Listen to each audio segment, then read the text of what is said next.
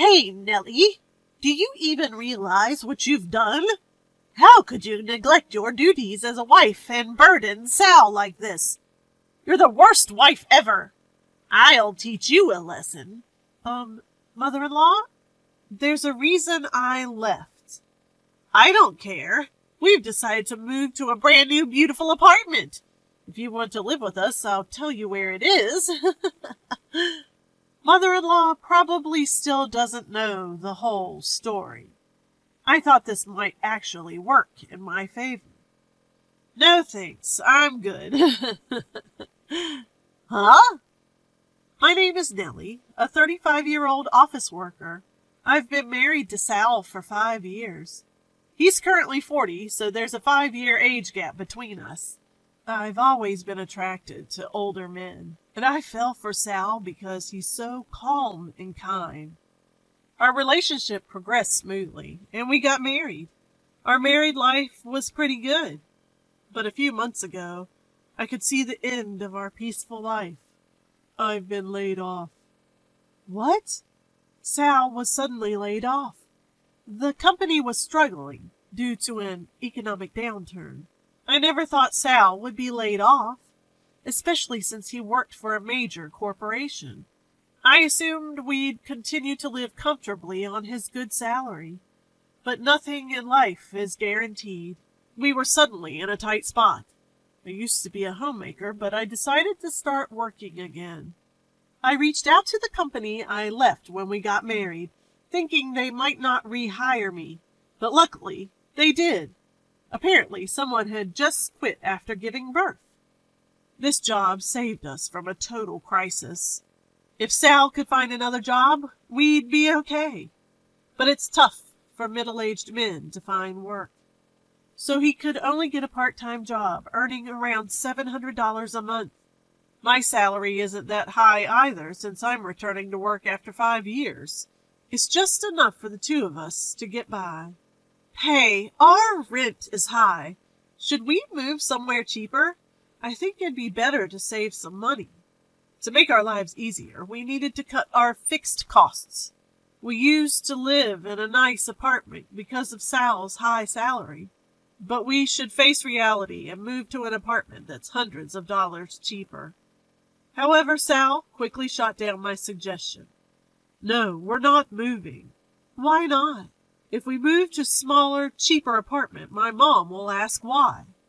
I didn't get it. We can just tell her the truth, that you were laid off and things are tough now.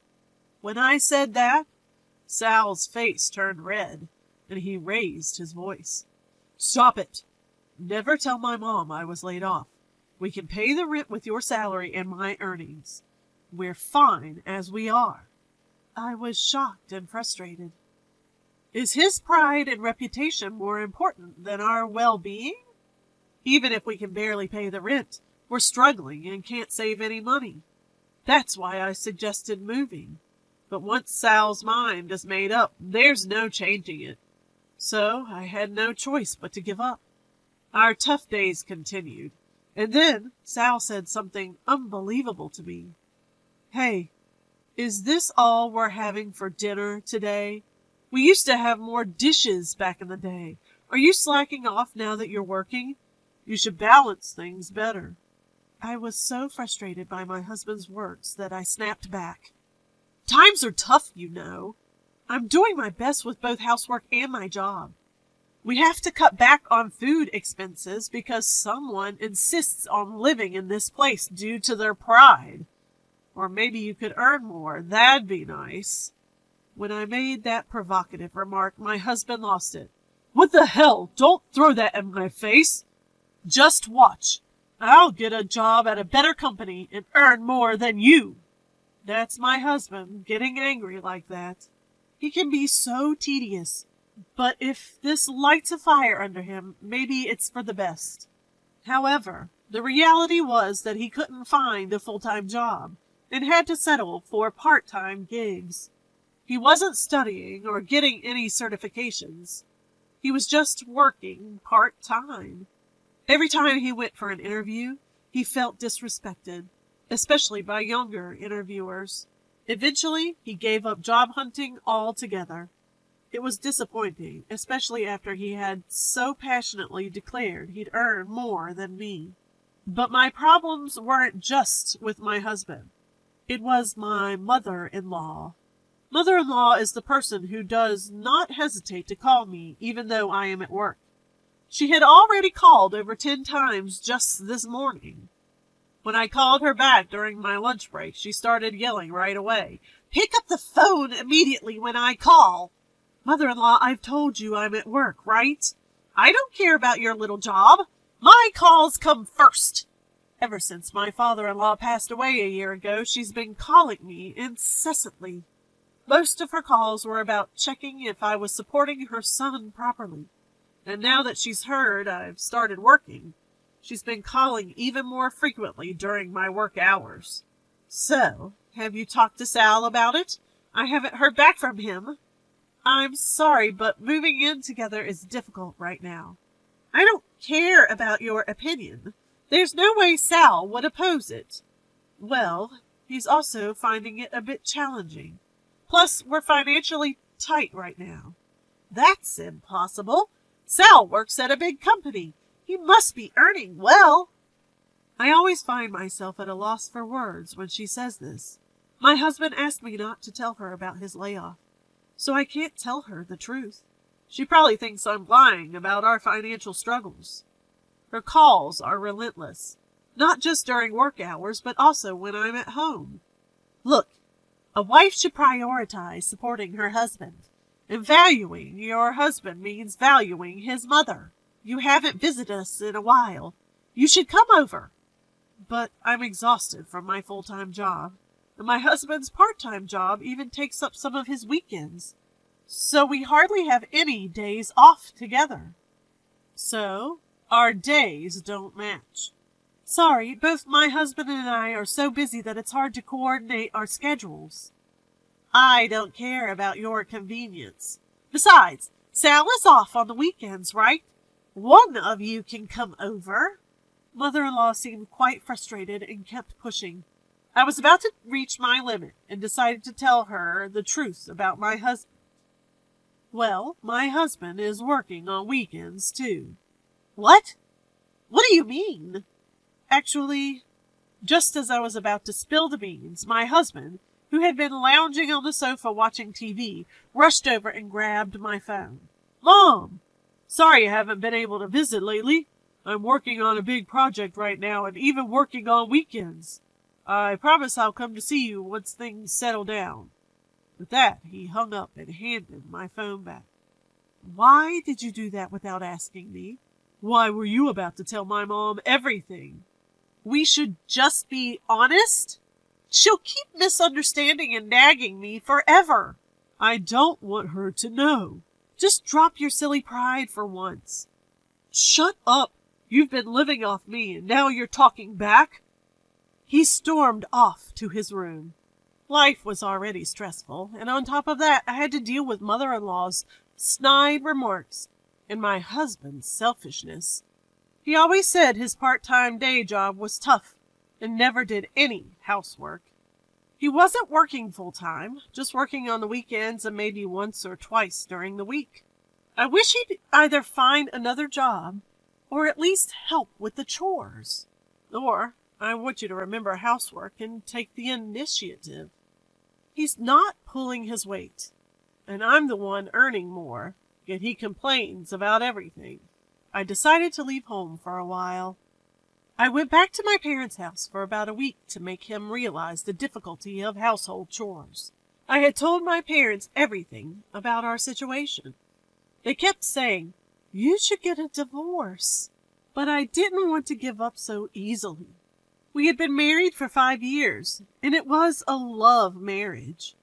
If we were to divorce, I wanted to try everything possible to make it work. Sure enough, my husband called when I got to my parents. "Hey, when are you coming back? What about my dinner?" "I won't be back for a while. You'll have to do the chores yourself." "What? Stop joking and come back and do the chores." "No, I won't. I want you to understand how hard it is. do all the cleaning, laundry, and cooking. You'll realize how tough it was for me to do all that while working." I hung up. He called several times, but I ignored them all. Life at my parents' was so comfortable. Chores were divided among the three of us, and my mom cooked delicious meals, saying, "You must be tired." It felt so good to have meals served without doing anything. I stayed at my parents' for about a week. I wanted to stay longer, but my workplace was far from my parents', and I thought my husband might have realized the difficulty of household chores by now. I returned home after a long time. I was worried the house might be a mess, but it was cleaner than I expected. However, something felt off. Could it be? I checked my husband's room and noticed his clothes and suitcase were missing. He must have gone to mother-in-law's. I called him. "What do you want now?" "Where are you?" "At my parents' house." "You didn't go there right after I left, did you?" "That's right." "What are you thinking? That defeats the purpose." "It's your fault for leaving in the first place. I'm angry. I'm not coming back." "What do you mean?" "I'm going to live with my mom." "You're moving back home?" "No, we rented a new apartment and moved in." "What?" I was confused. As I was searching for words, the voice on the phone changed. "Hey, Nellie, do you realize what you've done? How dare you abandon your duties and burden Sal? You're the worst wife ever. I'll teach you a lesson." "Look, mother-in-law, I had my reasons for leaving." "I don't care. We've moved to a new, beautiful apartment. You want to join, right? If you agree to live with us, I'll tell you where it is." She probably didn't know anything. I thought this might work to my advantage. "No, thanks." "What?" She was taken aback by my quick refusal. "So I won't be coming." "You mean you'll live alone?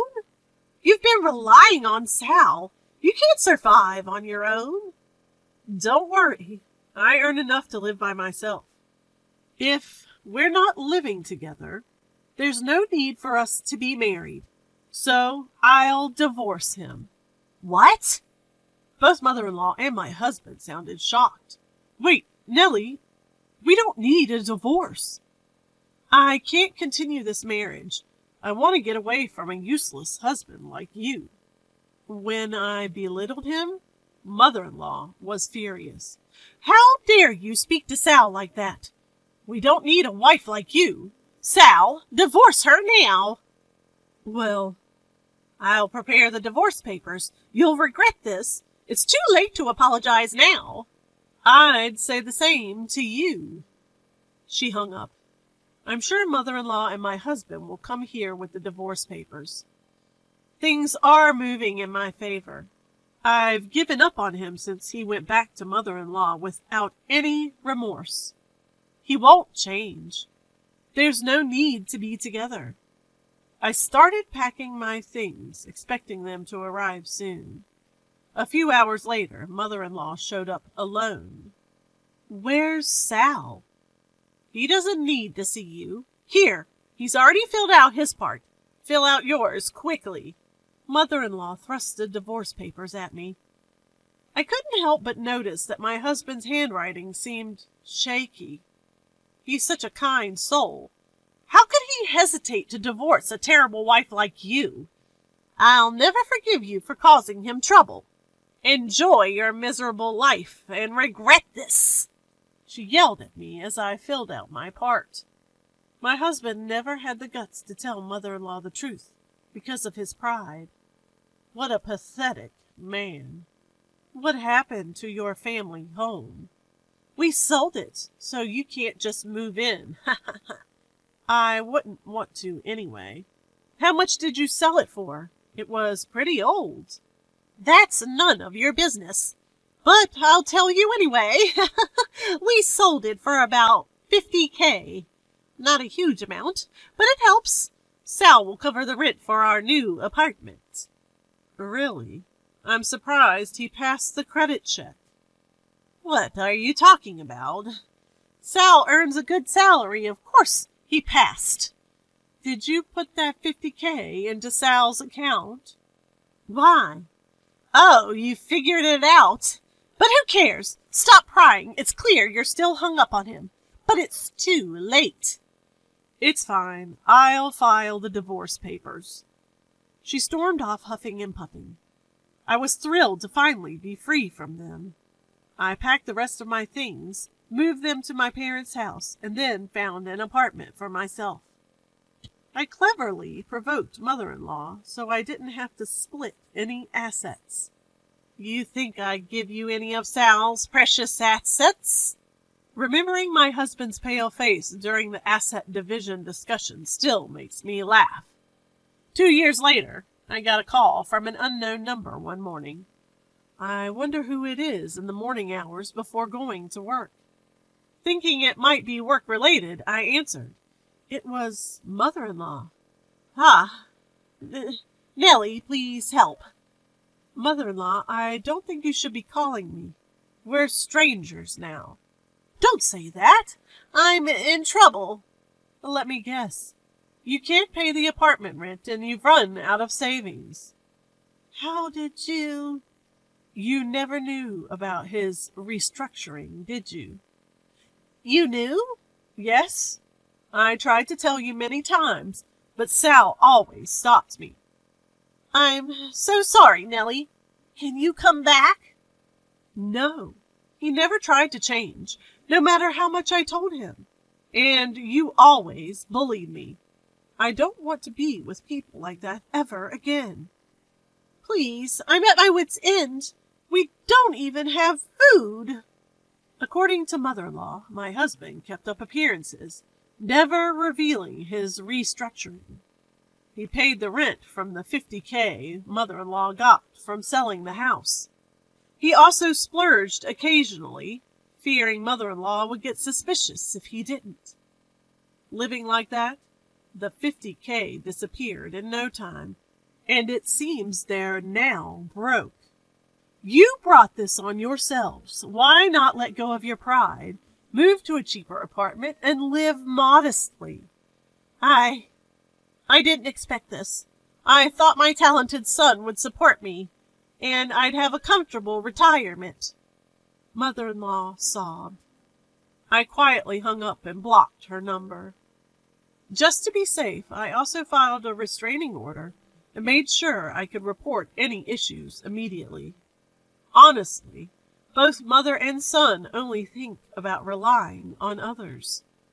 I'll use them as a cautionary tale and strive to be independent. With that thought, I refocused on the task at hand.